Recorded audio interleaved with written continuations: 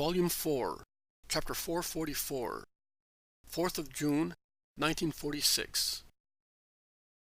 Arrival at Capernaum. I do not know whether spontaneously or because she was informed by somebody, Porphyria is on the little shore of Capernaum when the boats arrive there, and they are 3 instead of 2, which makes me think that someone went to Capernaum ahead of the others, to inform that the master was arriving, and to get another boat for the women and Margim. And with Porphyria are the daughters of Philip and Margim of Jairus, in addition to the mother of James and John.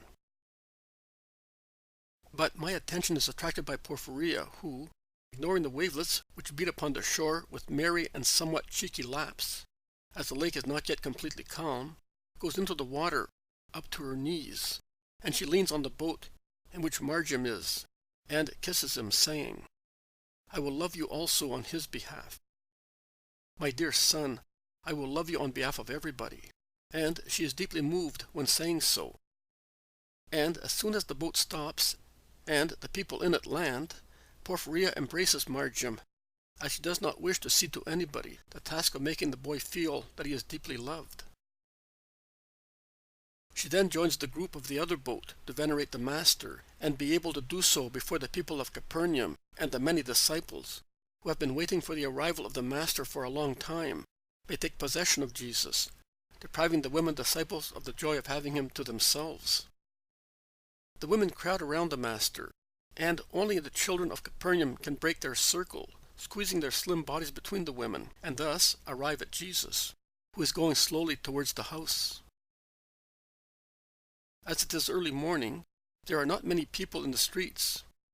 They are mostly women going to the fountain or to the market, surrounded by their host of children, or some fishermen, who are coming back, taking oars and nets to the boats, to prepare them to go out fishing in the evening. But there are no notables, with the exception of Jairus, who comes forward respectfully to venerate Jesus, and to express his happiness, as he had heard that the Master will be staying for some weeks, going at night to the towns on the lake, to speak there in the morning, coming back to Capernaum to rest during the day. And it is Jairus, on account of the respect which he inspires in his fellow citizens, who is the first to succeed in placing himself beside Jesus. And he is successful because he pushes aside his daughter with paternal authority.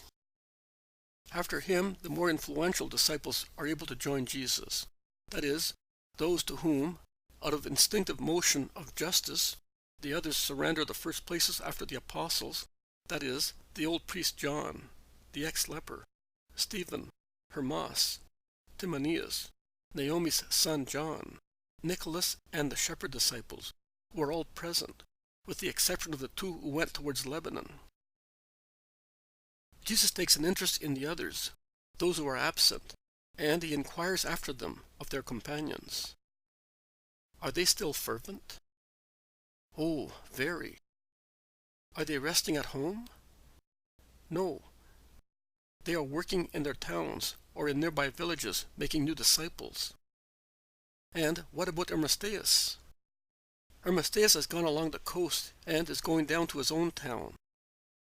He is with Joseph, the disciple from Emmaus, and they want to speak of the Savior along all the coasts, and they have been joined by their 2 friends, Samuel and Hebel, who want to show what the Lord can do, as one was a cripple and the other a leper.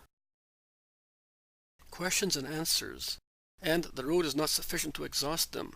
Neither can Thomas's house in Capernaum receive so many people who are now pressing around the Master, who has come back after such a long absence. And Jesus decides to go towards the country, so that he may stay with them all, without any preferences.